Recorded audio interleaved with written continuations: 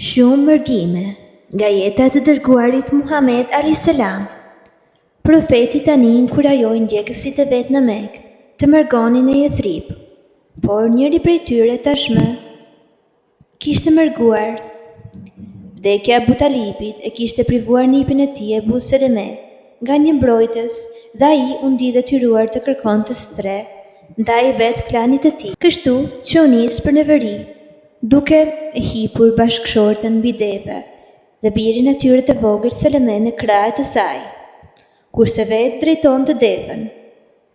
Por Selemja ishte nga dega tjetër e masumeve Beni l-Mughire, kushërire parë e Ebu Xhelit. Dhe disa nga të afërmit e saj ndoqën dhe ja morën litarin e deves për duarsh Ebu Selemës. Ai kishte shumë veta përballë dhe dinte se ishte kot të rezistonte dhe i tha saj të kthej me ta.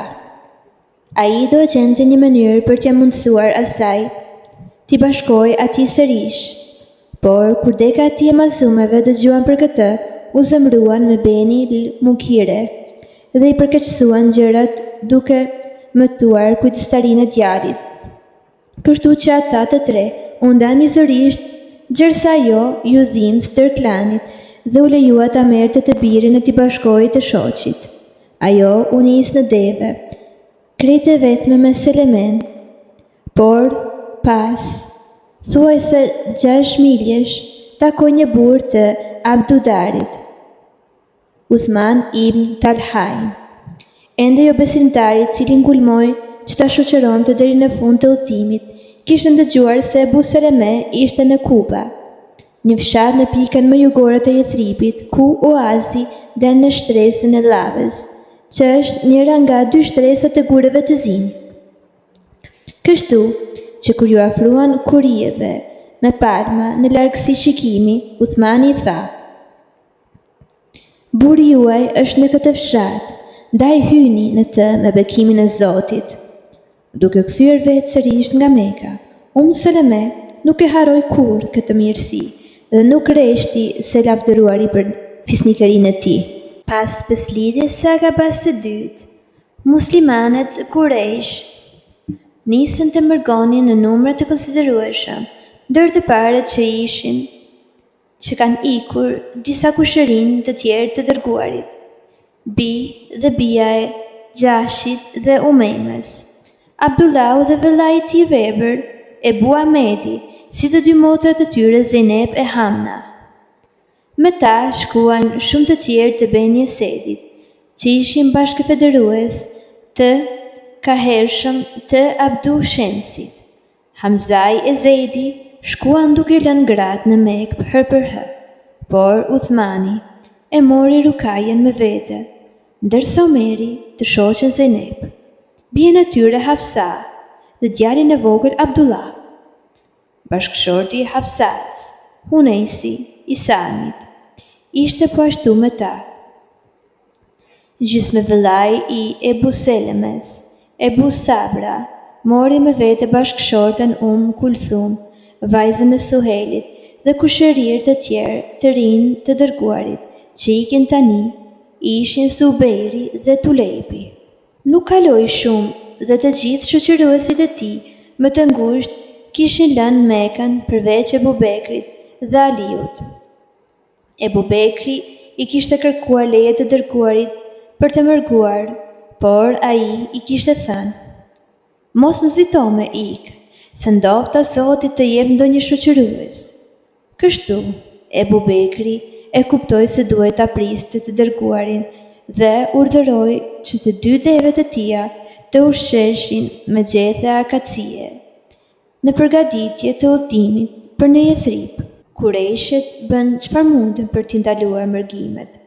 Vajza tjetër e Suhelit tani kishte shkuar me të shoqin e Ebu Hudhejfe, tamam siç kishin shkuar më parë në Abisini. Por Suheli ishte i vendosur që kësaj here i biri Abdullahu të mos ikte.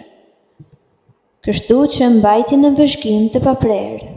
Gati e njëjta ndodhi me të birin e priesit Samit, As Hishami, i cili po ashtu kishte qenë ndërmërgjimtarët në Abisini.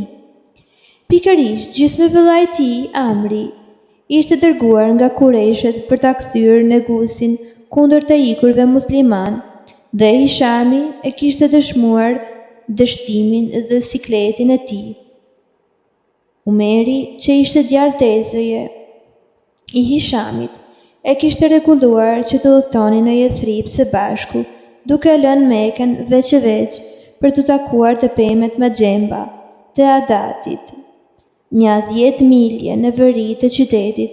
Ajashi i masumeve duhej të udhëtonte, po ashtu me ta, por në çastin dhe vendin e caktuar nuk ishte gjurmë nga Hishami, kështu që Umeri me familjen e tij vazhduan rrugën me Ajashin, sepse ishin pajtuar që nuk do të prisnin njëri tjetrin.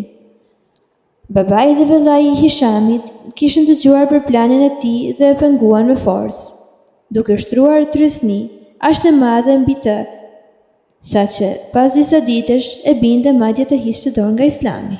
Kurse Ajashi arriti në Jethrib me Umerin, por dy gjysmëvëllezërit e tij, Ebu Xheli dhe Harithi, ndoqën dhe i thanë se në natyrë që ishte edhe tia, ishte betuar se nuk do t'i krite flokët dhe nuk do të strehojë nga dielli, gjërsa ta shite përsëri. Ajashi u mërzit shumë nga kjo, por Umeri i tha: "Nuk duan asgjë më shumë se sa të joshin jashtë fesë tënde, sepse për Zotin, nëse lija e shqetëson jot ajo do të përdor kreherin, dhe nëse nxehtësia e Mekës e rëndon, do të strehohet." Por Ajashi nuk vinte vesh. Ai ngulmoi të kthej në Mekë për ta liruar të ëmën nga betimi. Ai synonte gjithashtu të tërhiqte ca të hollat që kishte lënë pas. Mirë po, në gjysmën të rrugës, Ebu Xheli dhe Harithi ju hodhen përsipër, e u lidhen për duar shëkëm, dhe e sollën në shtëpi si rob duke thënë: "Tek hyni në qytet, o populli i Mekës, veproni me budallëqen të juaj siç vepruam ne me tanët."